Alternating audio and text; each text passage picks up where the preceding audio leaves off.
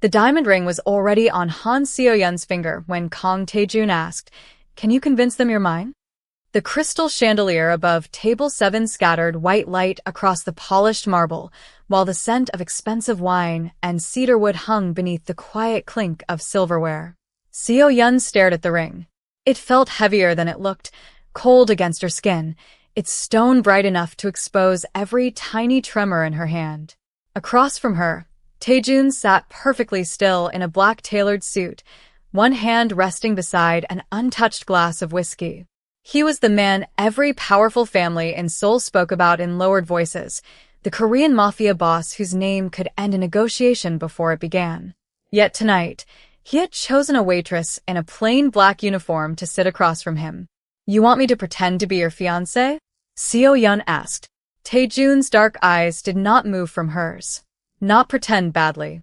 His voice was low and controlled. "I need them to believe you are powerful enough to stand beside me." A server passing behind them slowed for half a second, then hurried away. Seo-yeon looked down at herself. Her uniform smelled faintly of coffee and dish soap. Her black flats had a crease near the toe from walking nearly 2 miles to work every morning. Nothing about her looked like the woman who should be wearing a diamond worth more than everything she owned. "Why me?" she whispered. Tae-jun slid a cream-colored envelope across the table. It stopped beside her hand with a soft scrape against the marble. "Because everyone expects a woman beside me to want my money." He leaned forward slightly. "You look like you'd rather give it back." Seo-yeon touched the envelope, but did not open it. "And what happens if I say no?" For the first time, something shifted in his expression. Not anger. Calculation. "You walk away." He pushed the ring box toward her. "But if you say yes, you become my fiancée tonight." Her fingers tightened around the edge of the envelope. "Tonight? The announcement is in 40 minutes. The restaurant suddenly seemed louder. The hiss of the espresso machine, the scrape of chairs, the muted Korean conversations from the private dining room beyond the glass doors. Seo-yeon opened the envelope. Inside was a contract, a photograph of herself taken at the restaurant 3 days earlier, and a cashier's check for an amount that made her breath catch. Tae-jun watched her read, without interrupting. 30 days, he said. You attend dinners, meetings, family events, and public appearances with me.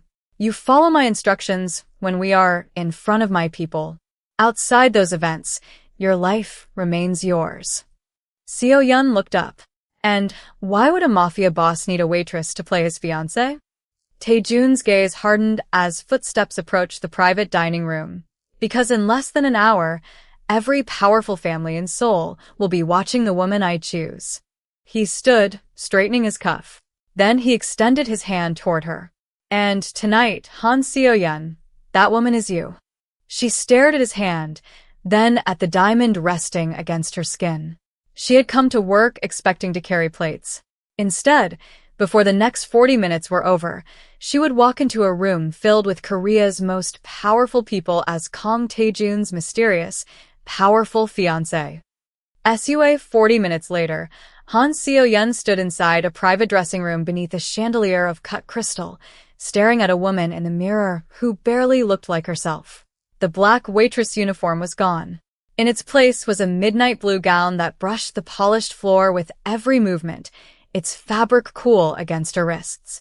A stylist fastened diamond earrings beneath the warm vanity lights, while the scent of rose perfume mixed with a faint metallic smell of hairspray.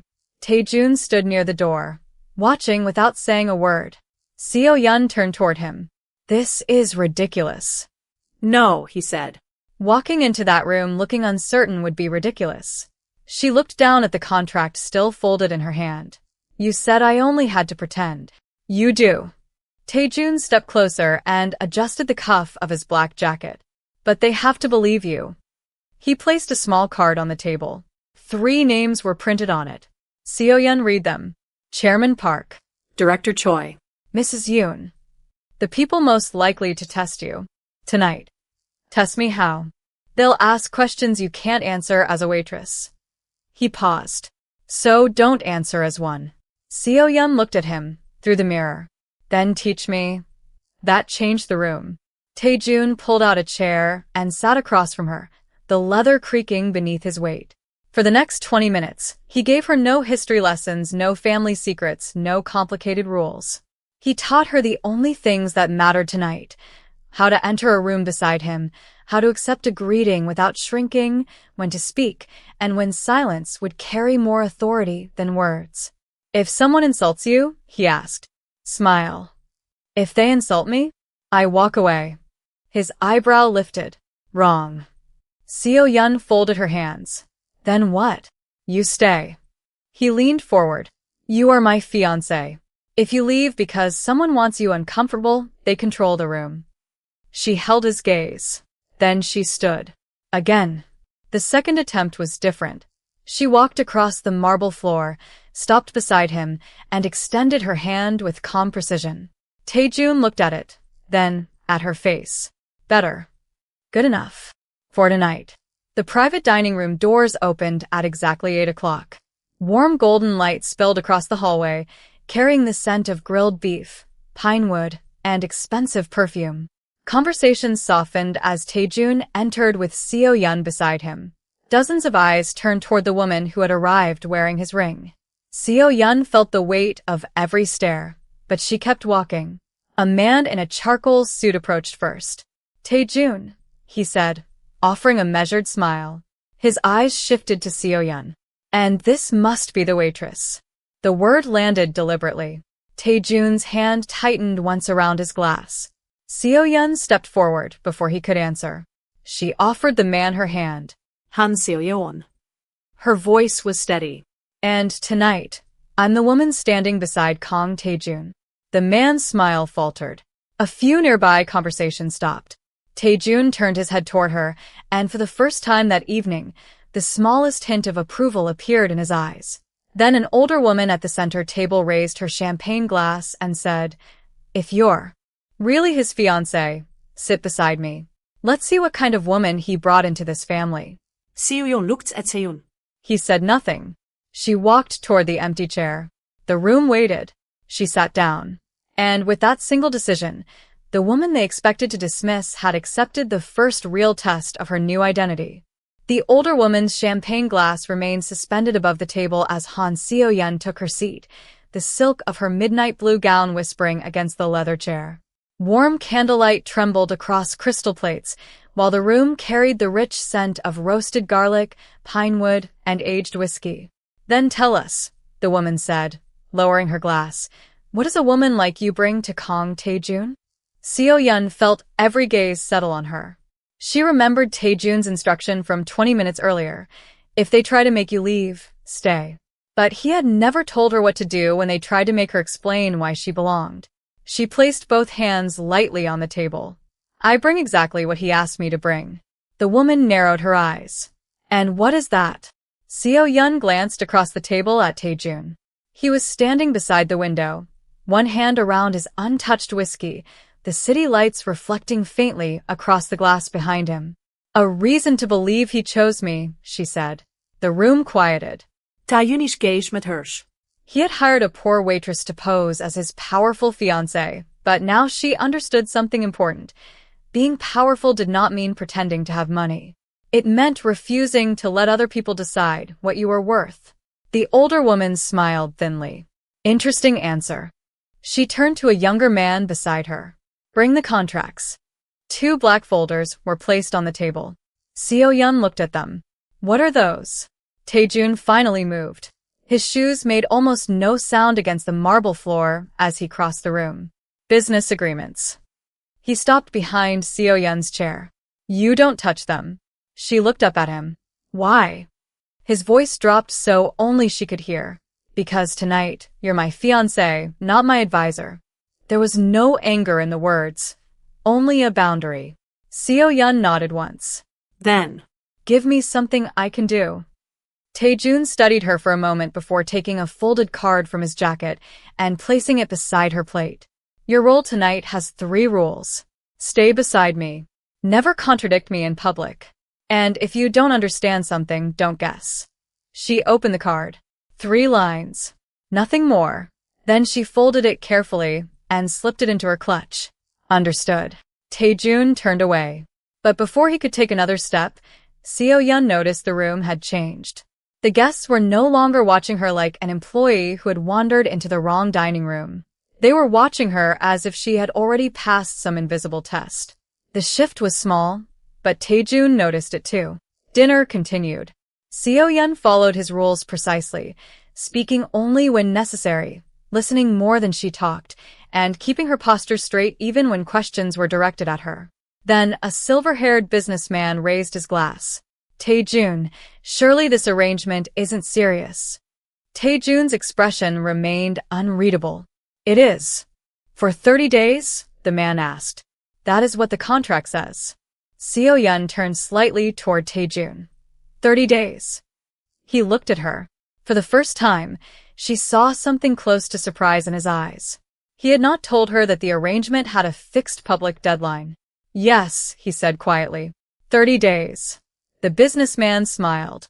Then perhaps we should all wait and see whether your little arrangement survives the month. Seo-yeon set down her fork. Perhaps you should. Tae-jun looked to her sharply. She had broken his second rule. But instead of correcting her, he reached for his glass. She speaks for herself, he said. The room fell silent. Then the older woman leaned forward. Fine. If she is truly your fiancée, she will attend the family reception tomorrow night without you preparing her answers. Tae-jun is aushaltend. No, Seo-yeon turned toward him. I will go. His gaze locked onto hers. The older woman smiled. Tae-jun slowly set down his glass. Then you have until tomorrow at 7. The arrangement had just changed. Seo-yeon would have to enter the most intimidating room in Seoul alone, wearing his ring, carrying his name, and proving she could survive without him beside her. At 7 o'clock the next evening, Han Seo-yeon stepped through the glass doors of the Kang family reception alone, wearing Tae-jun's diamond ring and the midnight blue gown that had once made her feel like an imposter. Warm gold light spilled from crystal chandeliers onto black marble floors, while the air carried the scent of white lilies, roasted beef, and expensive perfume. Conversations softened as she entered. Endnu kom Tae-jun beside her. No powerful man at her shoulder to answer for her. Only the quiet click of her heels. She walked forward anyway. A hostess approached with a practiced smile. Ms. Han, your seat is at the far end. Seo-yeon glanced toward the main table. The chair beside Tae-jun's usual place was empty. No, she said calmly. I'll sit where his family sits. The hostess hesitated. Seo-yeon removed her coat, handed it back, and walked toward the center table before anyone could stop her. A dozen faces turned. She pulled out the chair beside the senior members of the family and sat down. The leather gave a soft creak beneath her. Across the table, Chairman Kang studied her over the rim of his teacup. You came without him. He told me to come. That isn't what I asked. Seo-yeon folded her hands beside her plate. Then perhaps you should ask him why he trusted me to come alone. A few guests exchanged glances. The chairman set down his cup. Porcelain touched the saucer with a sharp click. Trusted, he repeated. Do you know what that word means in this family? Seo-yeon looked directly at him. It means someone gives you responsibility before you're certain you're ready. Silence settled over the table. Then a younger woman laughed softly. You really practiced those lines, didn't you? Seo-yeon turned toward her. No, she picked up her water glass. I learned something else. What? That people who expect you to fail usually reveal more about themselves than they reveal about you. The woman's smile disappeared. At that moment, a waiter placed a covered dish in front of Seo-yeon. She lifted the lid and immediately noticed the wrong utensil. Beside it, every other guest had received a small silver fork. Hers was a plain dinner fork. A tiny detail, deliberate. Seo-yeon did not complain. Instead, she reached across the table, took the silver fork from the empty setting beside her, and placed it beside her plate. Then she looked toward the waiter. Thank you. The waiter froze for half a second before bowing and leaving. Chairman Kang watched the exchange closely. You don't embarrass people when you can correct them quietly. Seo-yeon lifted her glass. I was a waitress for 3 years. I know how humiliating it feels when someone treats a small mistake like a character flaw. That answer changed the room. The older guests stopped smiling. The younger ones stopped whispering. Then the chairman leaned back. And if Tae-jun hadn't chosen you? Seo-yeon lowered her glass. He did. That's not what I asked. Her fingers rested against the diamond ring. Then I would still be the woman I was before he hired me. The chairman's eyes narrowed. And who was that? Seo-yeon looked around the table, at the polished silver, the crystal, the silk, all the wealth that had once seemed like another universe. Someone who worked for a living. The doors opened behind her. Footsteps crossed the marble. Tae-jun had arrived. But instead of taking his place at the table, he stopped several feet away, watching Seo-yeon command a room that had expected her to bow. Chairman Kang slowly smiled. Come sit down, Tae-jun. Tae-jun didn't move. His eyes remained on Seo-yeon. No, he said. Tonight, I'm here to see what she decides. The room went still. For the first time, the family wasn't testing the waitress. They were waiting to see what Tae-jun's chosen fiancé would do next. The reception had barely recovered from Tae-jun's announcement when Chairman Kang raised his glass again, and Seo-yeon realized the room had stopped treating her like a guest. It was treating her like a test. Crystal chimed softly around the long table, warm candlelight sliding across polished silver and black marble, while the scent of pine wood and roasted sesame lingered beneath the low murmur of conversation. Tae-jun remained several feet away, exactly where he had chosen to stand. If she is truly your fiancée, Chairman Kang said, then surely you can show us something more convincing than a diamond.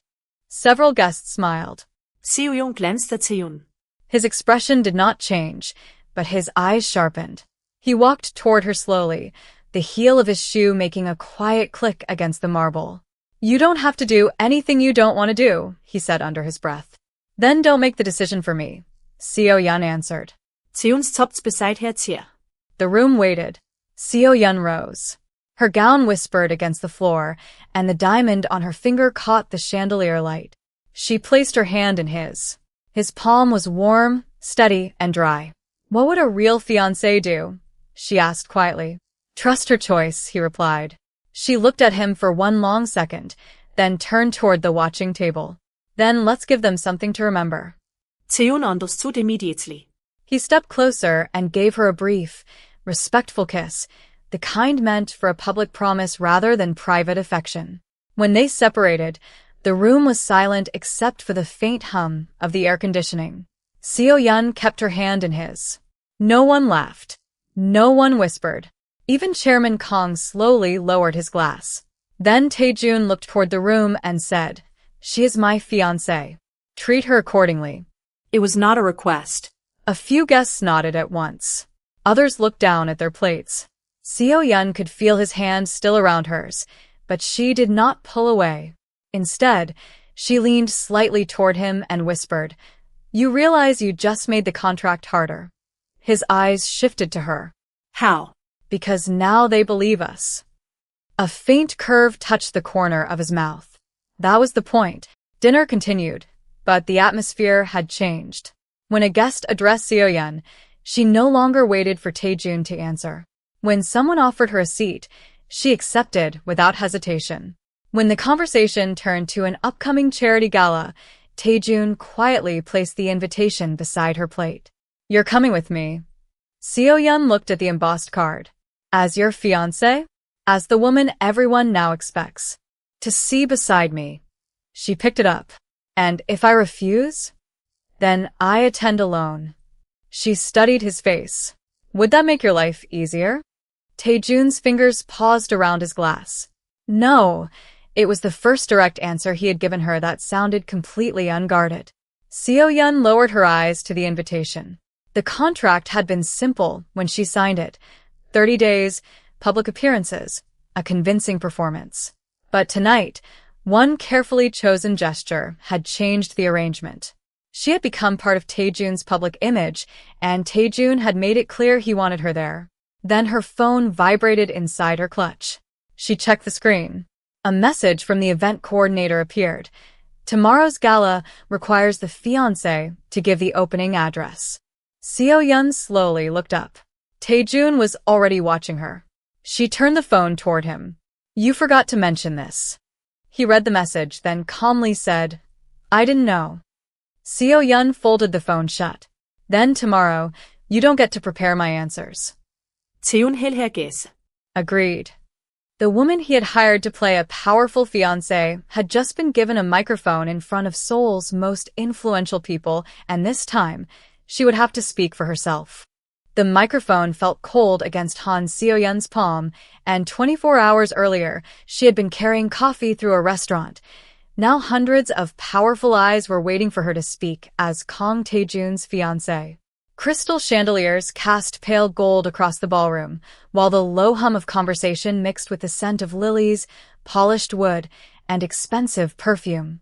Seo-yeon stood beside Tae-jun at the center of the stage, her midnight blue gown catching the light whenever she moved, his black suit almost blending into the dark curtains behind them. "You can still step away," Tae-jun murmured. "No," she adjusted the microphone. "You hired me to stand beside you." His eyes settled on her. "I hired you to pretend." She gave him a small glance. "Then let me pretend convincingly." The host introduced her, and the room applauded. Seo-yeon waited until the sound faded. She could hear the faint vibration of the air conditioning beneath the silence. "Good evening," she began. "I was told I should speak about influence, tradition, and responsibility." A few guests smiled knowingly. She continued. "But I think those words only matter when they affect someone who cannot offer you anything in return." The smiles disappeared. Tae-jun remained still beside her.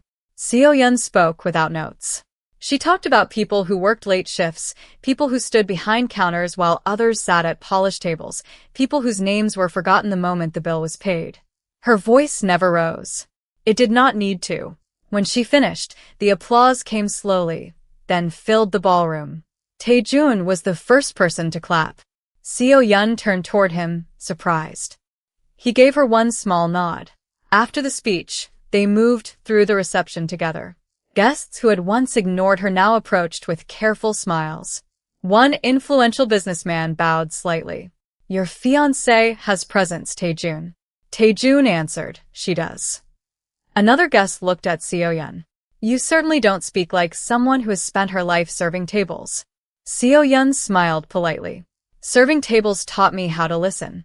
The man laughed awkwardly and moved away. Tae-jun watched him leave. "You handled that well." "You keep saying that, because you keep surprising me." They reached a quieter balcony, overlooking Seoul. Cool evening air slipped through the open doors, carrying the distant sound of traffic and the faint smell of rain on stone. Seo-yeon removed her heels and held them in one hand. "This is exhausting." Tae-jun leaned against the railing. "You don't have to keep doing it." She looked at him. "You mean the contract?" "Yes." "Why?" He was silent for a moment. Then he answered, "Because the room has started believing you're someone you aren't." Seo-yeon slipped her shoes back on. "Maybe they're not wrong." His eyes narrowed slightly. Before he could respond, a man approached from the ballroom, holding a phone. "Chairman Kang wants to see you both." Tae-jun's expression hardened. "Both?" The man nodded. "Immediately." Inside the private lounge, Chairman Kang placed a document on the table. The paper made a dry sound against the polished wood. "The family has accepted your engagement," he said. Seo-yeon looked at Tae-jun. That was not what she expected. Chairman Kang continued, "But acceptance comes with one condition." Tae-jun picked up the document. "What condition?" "If you are going to present her as your future wife, she must move into your residence for the remainder of the 30-day arrangement." Seo-yeon stared at the contract. Tae-jun slowly lowered it. Neither spoke. Then Chairman Kang added, "You have until midnight to decide." The arrangement that had begun with a simple public performance had just crossed into a completely different kind of commitment. At 11:47 p.m., Han Seo-yeon placed the signed contract on Kang Tae-jun's desk and said, "I'll move in." The penthouse was quiet except for the muted hum of the city below and the soft ticking of a brass clock near the window. Tae-jun looked at the signature, then at her. "You understand what that means?" "It means your family believes the engagement is real." She closed the folder. "And you need your powerful fiancé beside you for the next 30 days. He stood, his black shirt sleeves rolled neatly to his forearms. "It also means everyone around me will start watching you." Seo-yeon lifted her chin. They already are. By midnight, 2 suitcases stood inside the guest bedroom of Tae-jun's penthouse. The room smelled faintly of cedar and fresh linen, with warm recessed lights reflecting across the dark wood floor. Seo-yeon placed her clothes in the closet one piece at a time, careful not to disturb anything that did not belong to her. Tae-jun appeared in the doorway. The bedroom is yours. She turned. And yours. Across the hall. She nodded. Good. A faint pause followed. You expected something else? She asked. No, he looked toward the open suitcase. I expected you to ask more questions. You said I could keep my life outside the arrangement. You can. Then I will. She shut the suitcase. Tomorrow I still have to go back to the restaurant. Tae-jun's expression changed. No, Seo-yeon stopped. Excuse me? You don't need to work there anymore. He placed an envelope on the table. Your final wages, plus compensation for the remaining shifts. She didn't touch it. I didn't ask you to buy my freedom. I'm not. Then don't decide where I work. Her voice stayed quiet, but the room seemed to tighten around it. Tae-jun studied her for several seconds. Then he picked up the envelope and put it back inside his desk. Fine. Seo-yeon turned toward the window. I can handle myself. I know. She glanced back. Then why did you hire me? He walked to the glass, leaving several feet between them. Seoul stretched beneath them in layers of white and red lights, traffic whispering far below. Because every powerful man in my world already knows how to play the same game. He looked at her. I needed someone they wouldn't expect. A waitress. A woman who doesn't belong to their world. Seo-yeon folded her arms. And now? Tae-jun's answer came slowly. Now you belong beside me. Neither spoke for a moment. Then his phone rang. He answered, listened, and his expression became colder. I'll handle it. He ended the call. Seo-yeon watched him. What happened? Nothing you need to worry about. That's not an answer. Tae-jun placed the phone down. Someone at the gala made a public comment about you. They called you temporary. Seo-yeon frowned. That's all. No, he walked toward the door. They've invited you to tomorrow's board luncheon. And you were invited alone. Seo-yeon understood immediately. They were no longer testing whether she could pretend to be Tae-jun's fiancée. They wanted to see whether she could survive his world without him. She reached for the jacket hanging beside the door. Then I'll go. Tae-jun stopped. Seo-yeon. She looked at him. What? He held her gaze.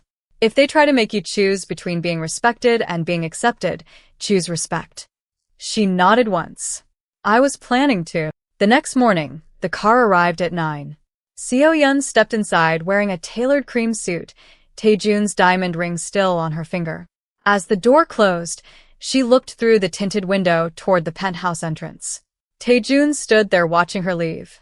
For the first time since he hired her, he wasn't sending a waitress into a room to pretend to be his fiancée. He was sending his fiancée into a room without him.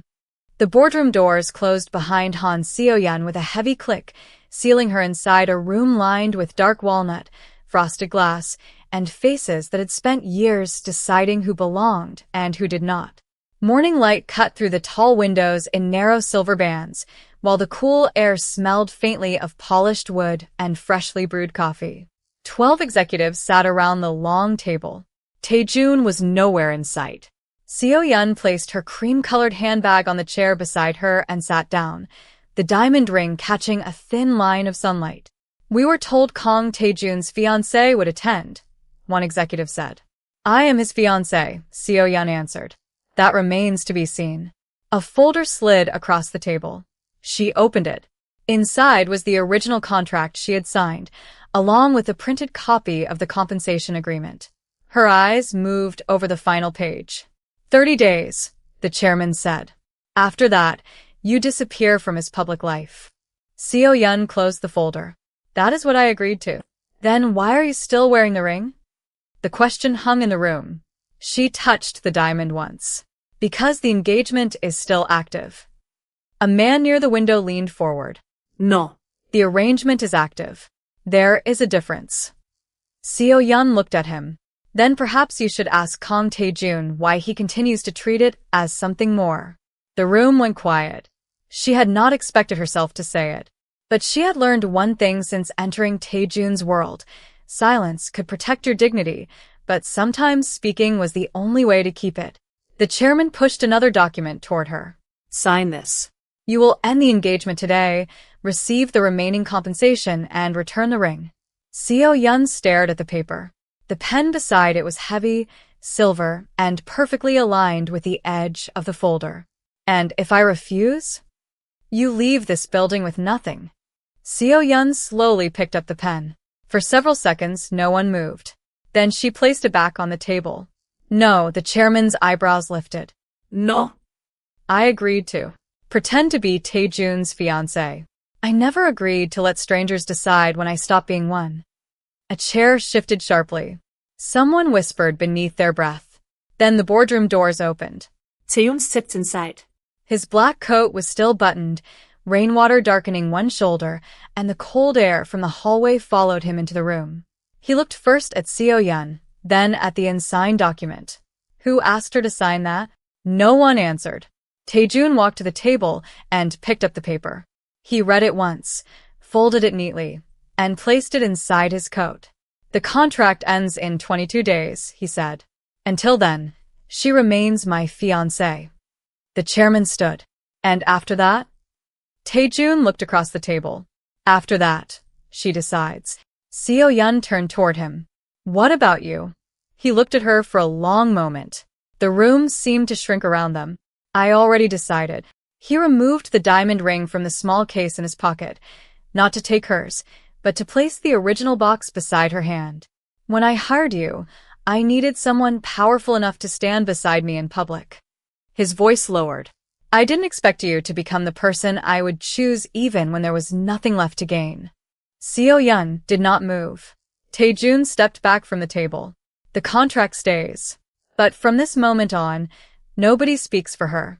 Not my family. Not my board. Not even me. The executives stared at him. Then Seo-yeon slowly stood and placed her hand over the diamond. The woman they had hired to perform power had just gained the one thing money could not purchase, the right to choose what happened next. And with only 22 days left on the contract, Tae-jun had finally admitted that he no longer wanted the arrangement to end. 22 days later, Han Seo-yeon placed the contract on the same marble table where Kang Tae-jun had first offered it, but this time she brought the diamond ring in its velvet box. Morning light spilled through the penthouse windows, turning the glass walls pale gold, while the quiet hum of the city rose from the streets far below. Tae-jun stood opposite her in a charcoal suit, his hands resting at his sides. He looked at the contract, then at the box. You came to return it. Seo-yeon nodded. The 30 days are over. She opened the box and lifted the ring. The diamond caught the sunlight, scattering small flashes across the polished table. When you hired me, you paid me to become your fiancé. Tae-jun said nothing. I was a waitress, she continued. You needed someone the people around you wouldn't expect. Someone who could walk into their world and make them believe. She placed the ring beside the contract. I did what you asked. Tae-jun stepped closer. You did more than that. Seo-yeon looked up. Then let me finish properly. He stopped. How? She pushed the contract toward him. Tear it up. His eyes remained on hers. Why? Because I don't want to be your hired fiancé anymore. For the first time since she had met him, Tae-jun looked completely still. He picked up the contract, folded it once, and tore it cleanly down the middle. The sound was small, but it seemed to fill the entire room. He tore it again. Then he dropped the pieces into the wastebasket. Seo-yeon watched him carefully. And now? Tae-jun reached into his jacket and removed the original ring box. It was the same one he had pushed across the restaurant table on the night everything began. He opened it. Inside was the diamond she had just returned. Now, he said, I ask you without a contract. He stepped around the table and stood in front of her. No board members. No family reception. No audience waiting to judge her. Only warm sunlight, quiet glass, and the faint scent of cedar from the room behind them. Han Seo-yeon, I hired you because I needed a woman powerful enough to stand beside me. His voice softened. You became powerful without needing my name. He held out the ring. So, I'm not asking you to pretend anymore. Seo-yeon looked at the diamond, then at him. And if I say no? Tae-jun's hand lowered slightly. Then you walk away. Nothing changes your right to choose. She took the ring from his palm.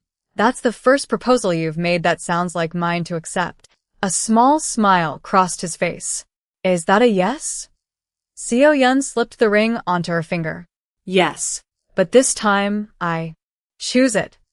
Later that evening, they returned to the same restaurant where Tae-jun had first found her carrying a tray. The chandeliers glowed against the polished glass, coffee machines hissed behind the counter, and the familiar scent of roasted beans filled the room.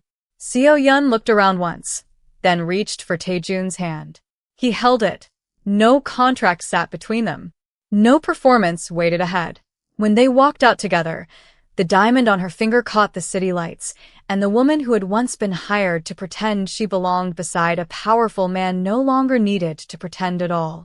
That was the day Tae-jun learned that the woman he had hired to play his powerful fiancée had become the woman he was proud to choose for real.